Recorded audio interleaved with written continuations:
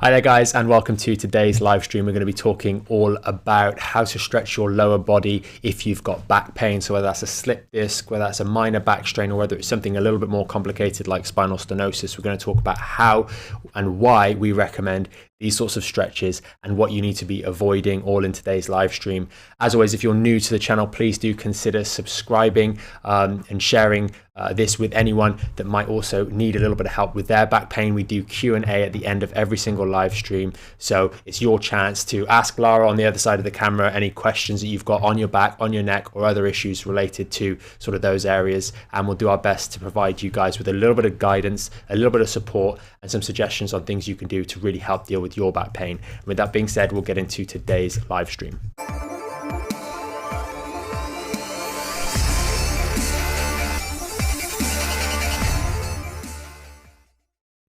So welcome everybody to today's live stream. We're going to be talking all about, as I mentioned, the lower body stretching for your lower back if you've got lower back pain. And this is a really, really important concept. I'm going to start things off by talking a little bit about why even bother and some of the mistakes that people commonly make both in the clinic and that we see people making before they join our Back in Shape membership site.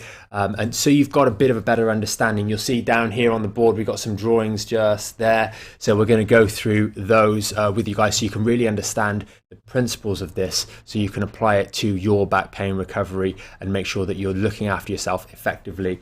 We're then going to talk a little bit about what to focus on when you're doing these stretches and a few other tips and tricks along the way there, and also just general safety when you are doing these. And as I mentioned in the sort of intro to this, who these are for. So we'll cover that later on in the live stream. And as always, if you've got any questions, post those in the comments right now, or as we're going through, if they pop into your head, because Lara's behind the camera, she'll be able to read those questions out at the end of today's sort of main topic. And we'll do our best to help every one of you with sort of your questions. And if you're watching this after the fact, then please do still comment in the sections below, because we do read and answer all of those comments that you guys have, even if you're commenting on a video we've done a year ago. So that's really, really important, especially if you're one of our YouTube watchers, because there's tons of videos on there, as you guys will see. So if we get into it, first and foremost, I've got a bit of stuff on the whiteboard here for you guys to see. So I'll talk through that there. The main thing that we wanted to start off with is avoiding excessive spinal movement when we're doing these lower body stretches. We've got a lower back injury. Let's say we've got a slip disc at 4-5, L4-5 or L5-S1. That's going to be down the bottom of the lumbar spine here. So 4-5 region here, 5-S1 region here, the one between the green and the orange. Let's say you've injured those. Now, when we first got an injury, we really want to avoid moving the spine too much. And that's why we really talk about excessive spinal movement. We want to really avoid that at all costs. But what can we do? We can really work on the hip. Most of you guys will have two hips rather than just one, but we can really work on this hip. And why is that important? Well, if we've got an injury here, the same way if you've got a weak link in the chain, you don't want excessive pressure to go through that chain. You want to maybe brace that area or allow that area to just do its thing and recover, whilst the stronger areas, the more stable areas, are going to take over. So the hips have a really good range of motion, and you can see this is a really solid joint. It's very, very strong in all ranges. It's nice and stable. It's not a bunch of bones stacked on top of one another that can wiggle left and right and require really complex levels of support.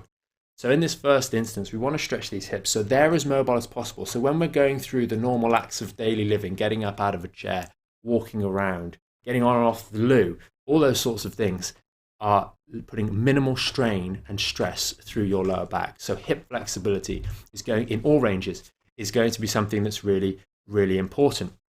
I'm going to take a moment quickly to sort of really hone in on one of the big mistakes that people make, because people do a bit of hip stretching, but they do it the wrong way, and it ends up making the lower back worse. And if you've seen any of our other live streams on this, you'll recognize this sort of drawing here. Extremely good art, if I do say so myself, or not.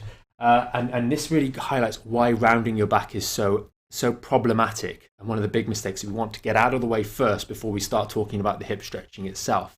So very, very commonly, you're going to see people doing the cat camel, the child's pose, all these sorts of exercises, and it's really not a good idea. And just as a quick side note, if you're in the Back in Shape membership site and you're doing the towel exercise and you're getting off and you're doing the cat stretch or the child's pose stretch, please, please, please stop that, because this is exactly what's happening. I'm not going to talk in this diagram here about the inflammation in the lower back hitting the nerves or anything like that. I'm just talking about the soft tissues, because at the end of the day, it's those soft tissues that are injured and they're irritating the nerves and so on and so forth, and we get pain. So what you can see down here, this is the normal lordotic spine. We've got the front of the vertebra, the back of the vertebra, and these sort of little black sticks on the end.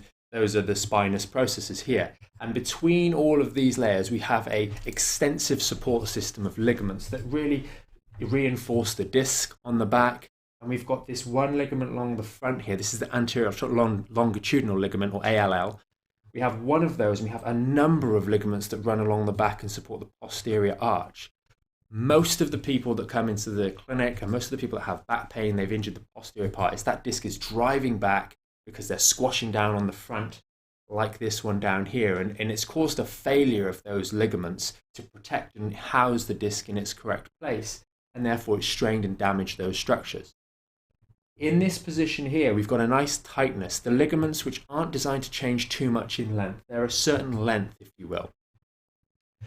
The big problem with doing those forward bending stretches, as you can see here, is that the initial mode of injury quite often was bending to pick up something, or it was putting your socks on, or it was in the garden lifting, or it was maybe even just getting out of bed or getting off a chair with a forward bend. And that's the second hip that's gone. Okay, anyway, we'll carry on. So it's a forward bend. It's opening out this space on the back here that's resulted in a strain. It's exploited one area. And what happened is we've had a little injury down here. Now, if you're doing things like the child's pose or forward bending, although they feel relieving, which we've got into in other exercises, that injury has opened out, and it's trying to knit back together and close up to restore the normal balance through this section of the lumbar spine. But if you're repeatedly doing these forward bending stretches, the wound that is trying to heal on the back here is constantly being pulled open each time you do this. And this is the really big problem. And what then happens now is that your body will go through a healing process. Whether it's a good one or not is by the by. But what happens is that this section here gets filled in with scar tissue. The scar tissue is very, very weak. And what now happens is these ligaments that should have been that long, for argument's sake, are now elongated with a weak point in the middle, which means that they don't effectively support the integrity of that normal backward bend in the spine. And therefore you have a vulnerable segment. And this is why quite so often these back issues come back time and time again, especially when people have been through the wrong rehab. They've done too much forward bending. So now we have the L4-5, for example, was healed poorly because we kept on doing forward bending stretches. And the ligaments that should be nice and tight are now elongated. And that segment can readily wobble forwards and injure itself further and drive this disc backwards again. And that creates the real weaknesses. And that is why we really encourage all of you, even though you're feeling some back stiffness, some tightness, some tension in that lower back region, to please avoid doing these sorts of exercises, these forward bending exercises. Now, if you've got any questions on that, Lara's just behind the camera, as we've already said, so please post those in the comments, because we'll get into that. Happy for you guys to ask questions, because the better you understand this concept, the better you're going to do with your back pain, and the less of an impact it's going to have on your day-to-day life. So that's really, really important. Please ask questions. And whenever you're in the hospital or with your doctor or with your surgeon or whatever it is, you should always be empowered and know that you are there to ask questions to help you get a better understanding. And anyone that's worth their grain of salt, I don't care how much experience they have, should be willing and encouraging you to ask questions, because an informed patient is really much, much better off, and they always do better than those that don't ask questions. So that's really important. When we get into the actual stretching itself, we want to stretch that hip in all ranges. So not quite so much that it dislocates like my spinal model, but we want to stretch in all ranges. So we're doing the hamstring stretches. Those are really to help that hip come up and around. We'll put it back in just for the time being. Let's just get so much action this hip that it goes all over the shop. So we want to do the hamstring stretch where we're coming up. We're helping this movement get freer. And what's this movement used in? This is getting up and down out of chairs. This is allowing your hip to move so you can sit down, so your spine can stay more upright as we sit down.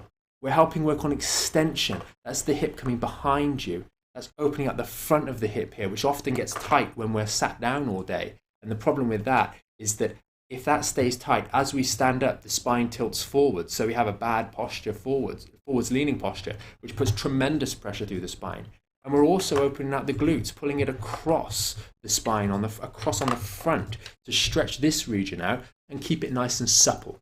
Now, we're not excessively stretching any of these areas, but we're mobilizing them to keep that hip able to move freely and maybe build up some inbuilt stiffness and tension that's built up over many years, which is why the back pain has come on in the first place. Remember, the overwhelming majority of patients that make it into our clinic and those that are in the Back in Shape membership site, etc., have a history of back problems and a history of bad practices that have led to those sorts of that back pain event. That often it takes a bit of time to start to break down why has this happened in the first place.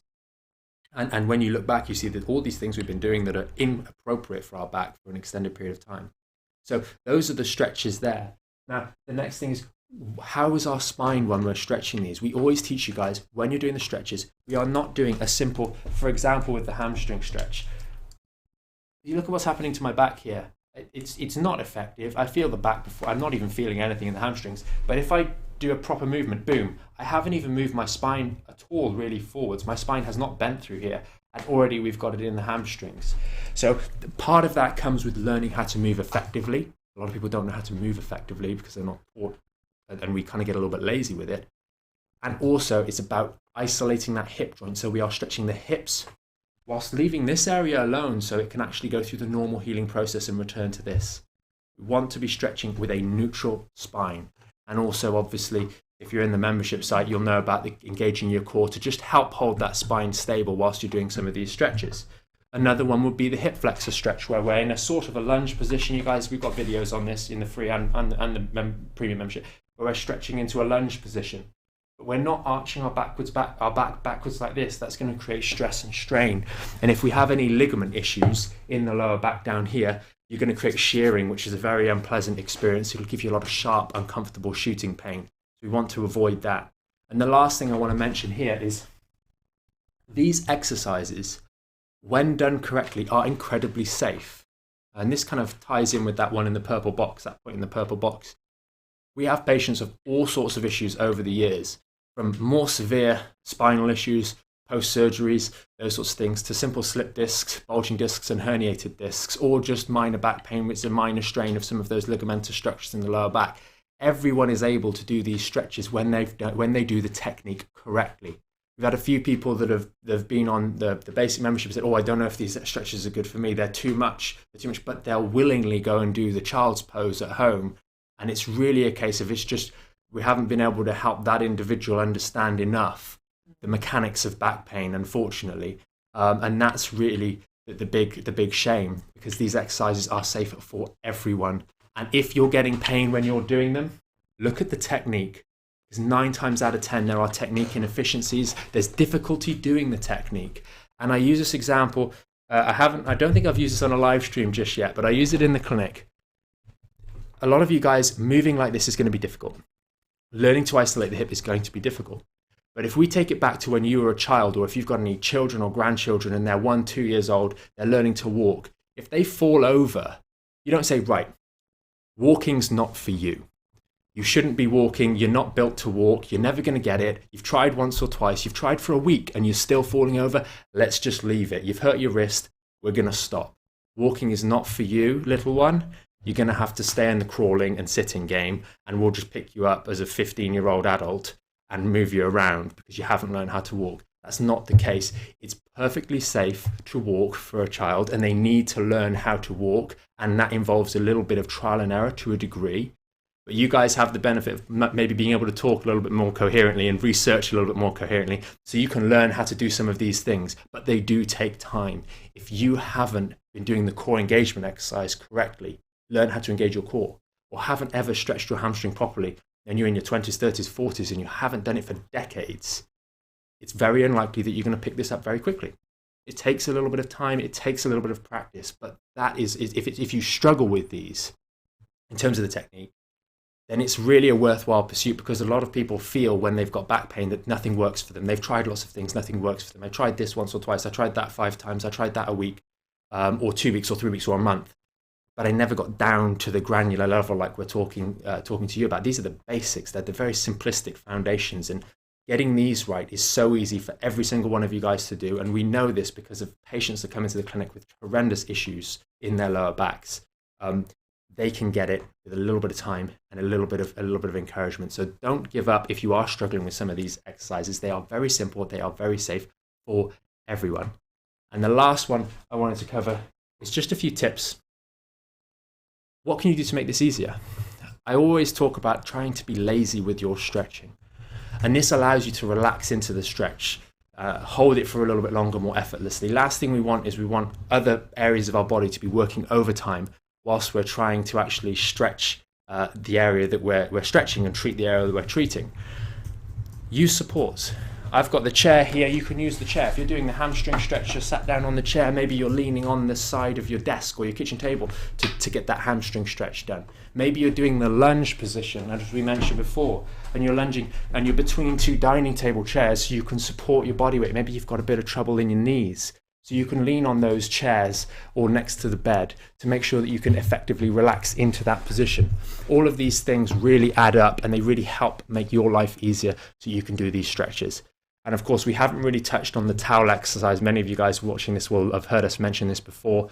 We haven't really touched on that today, but there's obviously that as well. So hopefully you guys have found this video helpful. It's given you some food for thought. Maybe if you were struggling a little bit with your back pain and with doing some of these stretches, it's given you that extra spark to persevere, to re-evaluate your technique, to watch the videos that we've got there again so you can better understand how to do them, critique your technique, and really help you get your back in shape properly this time around, no matter how bad the symptoms or the MRI scan or the x-rays have been. We all have the power to make changes in our muscles, to stretch them out a little bit and to strengthen up those muscles, and that's something we should all be doing bar no one, really. So go to Q&A. Okay, brilliant. So I'm going to start off with Facebook. Elaine has asked, I think she must have logged in halfway through. Mm-hmm. She said, what is the best form of exercise for the back? I don't think she's in the Back in Shape program. Okay. So I can sit and stand okay, but when I stand, I have weakness in my right hip. It's like my leg has turned slightly, and it does take a few minutes to regain normal movement. So quite often with that, I'm a bit blurry. Quite often with that, you really want to focus more on sort of reducing some of the inflammation. If you're standing, it's likely that there's some sort of issue occurring here. So as you start to stand, it puts pressure through these structures, and that then is influencing the glutes, for example. Maybe that's pulling your leg round to the side, etc. You want to really focus on reducing the inflammation in the lower back and then starting to strengthen up this region here so it provides you with more support whilst you're upright. So if you're not in the Back in Shape, I'd definitely go ahead and look at that at backinshapeUp.com, because that's got the protocols and the stuff that we've kind of discussed here that will help you. And then obviously walking. But the problem is if you don't have that basic core strength and stability, when you are walking, it's going to be aggravating that area. The question is, can you walk for 15 minutes or can you walk for 1 minute before it starts to come on? And really what I suspect is that you need to provide more stability for your core through good core engagement, and that will allow you to then do things like walking. Walking is a perfect example, and it's probably the most practical for people right now watching this, given the current sort of geopolitical circumstances, if that's a correct analogy. Given current circumstances with us being locked in, get out, go for a walk with good posture, but learn to engage your core effectively and start to build up some strength and protection. Because one way I refer to the lower back is like a bag of potatoes, that it's really just a sack and there's a lot of potatoes stacked on top of one another. And if the sack is loose, they just fall all over the shop. So walking around is going to be difficult. You want to tighten that sack around the potatoes so they stack up nicely, and that way they can move effectively. So really the core stability is really, really important, and working on your hips for the time being so they can do more of the work is going to be important. And it's just on a quick side note of that, based on what we've talked about through this live stream. We've touched a lot on stretching, but please don't for a moment think that that's the whole story. You must do strengthening. You must get these muscles stronger. That's really, really important. And we'll touch on that maybe in another video. Okay, great analogy. Thank you. Elaine, I've sent you the link to sign up to the Back in Shape program. The basic program is free, so you can just sign up and create your account. Right, I'm going to move over to YouTube. So Georgina has asked, hello, I have canal stenosis with arthritis, also arthritis in my hips. So I can still do all of these, ? I tried to do yoga, but I couldn't do the back arch. It was so painful. So this will be better for me, ? Yeah, most certainly. So the question there is about stenosis. It's about the back yoga. I mean, I just leave yoga out for a number of reasons for the time being. It's not what you need. That comes under the very second point here, excessive spinal movement. You don't need to do excessive spinal movement. People default to yoga, but in our experience, it's just there's so many potholes in it for someone who's struggling with back pain. And if you've never done yoga before, then it is a skill to a certain degree. So we want to leave that alone. Especially if you've got hip arthritis as well, you're going to be limited in certain ranges. I'll touch firstly on the stenosis. If it's an arthritic type of stenosis, if we look down at this bit here, what essentially happens, I drew this in red, is that this drops, so the disc gets smaller, and then we get what's called bony osteophytes occurring around there. So you can see that starts to invade the process here. Now, there's two things you want to do. Number one is you do want to do the back in shape exercises. You want to do those hip flexor stretches in particular, because with osteoarthritis in the hip, we get stuck in that position. We cannot go back to being able to stand up straight or erect. So that's a big challenge for you, and really working on that stretch will be uncomfortable. But it's worthwhile doing, because if you've seen any of our other live streams, you will slowly lose range of motion, because you'll just avoid the painful range. So with the hip problem, you do want to do a bit of hip extensor stretching, so hip flexor stretching. So do the stretching routinely, but the hip flexor stretching will challenge you most. With regards to the towel exercise for the lower back, that may be a little bit difficult, it may be a little bit uncomfortable. It does depend on the degree of stenosis that you've got and the degree of degenerative change. I would suggest it's worthwhile trying that lower back towel exercise in the correct place. It needs to be here. If you put it down here, it's going to make you worse. So definitely watch the video and Back in Shape and make sure you're doing it correctly. Watch it a few times to make sure you're doing it correctly. That's very, very important, but that will help. It will take pressure off this area here. It's not going to cure the problem because the stenosis is there if it's degenerative, and the degeneration is there. We did a live stream on lumbar stenosis, so that may be really interesting for you. That's on the YouTube channel. You'll find it very, very easily. So that there's that to consider. The towel will unload that, but really the best strategy for you going forwards is do the phase 1 exercises for a little while. Maybe it's a couple of days, and then really try and move into the phase 2 exercises, because ultimately it is muscular strength and support and stability that is going to help this reduced, this slightly abnormal structure be a little bit more protected on a day in, day out basis. And that is the only thing that can really be done. And with that, you could be in a really good position. You could be doing an awful lot better than you currently are. Mm-hmm. It just takes time, persistence, and diligence. And obviously, depending on your age, you're going to then have a faster or slower recovery process in terms of building muscle tissue to protect your spine more. So it might take you a little bit longer, but patience is really, really important, and consistency is really, really important, and finding technique is really, really important, especially for someone like yourself. Yeah. Do you also just want to touch on the fact that when people are going through the Back in Shape program, they're starting with the basics, just not doing additional things on the side, because it just I've been speaking on a few occasions where I've been speaking to people doing they're doing the Back in Shape, and then it's difficult, I'm not 100% sure about it, and then and the only time that occurs is when they're doing other exercises which directly contradict these points. So it's no good you doing something like the towel, and as I mentioned, and then doing a yoga routine that involves the child's pose, because you've literally just done exactly what we told you not to do down the bottom here. And it doesn't matter if you're doing good stuff. It's like saying, I had a salad at lunch and I had a cake for dinner, and I'm trying to lose weight. Why am I not losing weight? When we use that example, it's just so like, of course, that's really silly. But with your back, why is the same thing not taking place? So if what we said makes sense, which we generally really do hope it does, and it does for a lot of people, then please look at everything you're doing through that lens and apply it to everything. Because if we partially apply it, you're going to get partial results. And if you partially apply it and are partially doing things that are substantially worse for your back, then you're really going to struggle to actually get any progress. So that's very, very important. And don't rush. You start feeling better, you go, I'm going to do a yoga class, or I'm going to go for a run. Now, please follow the course, because when you follow the course, you do well. And when people deviate, they tend to do worse. And that's just something you see time and time again in the clinic, time and time again elsewhere. People that follow it to the letter do very, very well. Yeah. I'm just going to jump to Facebook. I actually can't comment on Facebook anymore. I don't know what's happened to my computer, but I can see the comments. Okay. Right, Fiona has said, Can't wait to get back into the gym, to get back into doing some weights to strengthen out, but I'm limited with the few I have at home. I'm not sure Awesome. if she is in the Back in Shape program. But Yeah, I mean, you know, when gyms open, it's something we're really looking forward to. You just have to work on what you can work on at the moment. And if you've got a bit of back pain, or if you've got no back pain, then that's awesome. Getting back in the gym is going to be good fun. It's going to be good at strengthening everything up. We want to be careful with what we're doing. Remember, you know, one of the things I'll be doing when I go back into the gym is we were operating at 100% before. When you go in the gym, come back in at like 50%. Spend a week operating at 50% of what you would have done prior to going into the gym, because I know 100% I've lost weight.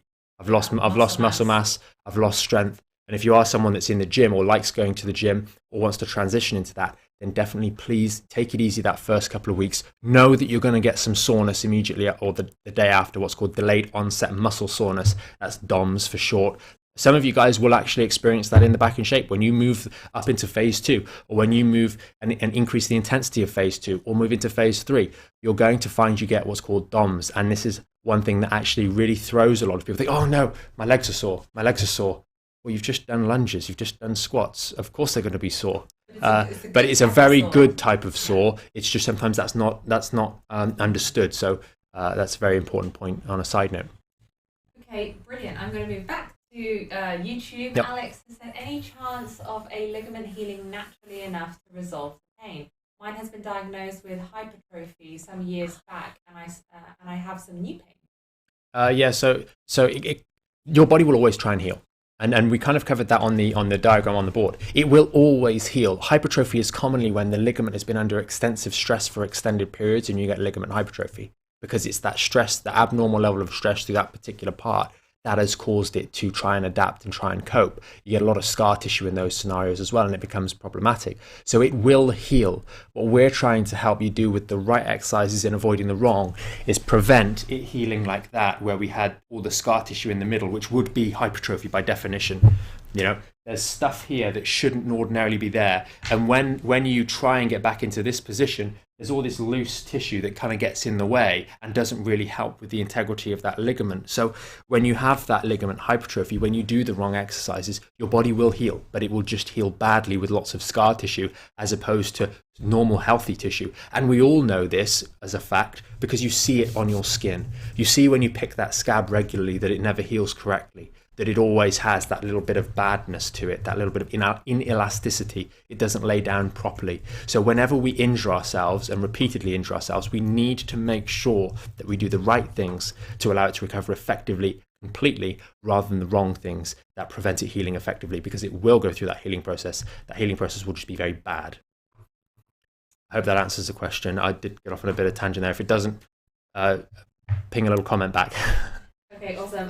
Kate has just said, thanks, Michael. The videos are so valuable to being able to refer back to and keeping focus. Yeah, on the YouTube channel, we have like all the live streams that are organized a lot more effectively. So if you're watching this on Facebook and you're like, oh, this was a good live stream, go and check it out on the YouTube channel, the mayfairclinic.com, the Mayfair Clinic YouTube channel, because that's where they all are. And I just think that on YouTube, you can see them a little bit more easily. You can see all the 67, 68 live streams that we've done and all the hundreds of other videos that we've done over the years. Yeah, for sure.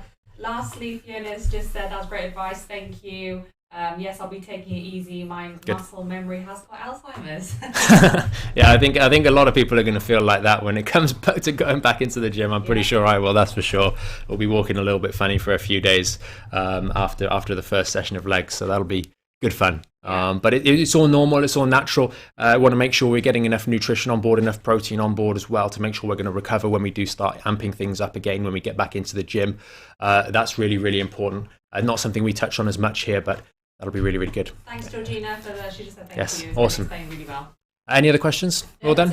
Awesome. Well, thanks so much for joining us, guys. We hope you found today's live stream very helpful. If you're new to the channel, please do consider subscribing. And if you find this helpful or know anyone else that's in a bit of trouble, maybe they're doing the wrong thing, maybe they've had back pain on and off and they've not been getting better, or they're always with back pain, then maybe suggest this channel to them and hopefully they can get some help here as well. But with that being said, hopefully you guys have a great afternoon. We'll be back tomorrow in the morning, 9 a.m. I think it is, with another live stream. So have a great day and see you then.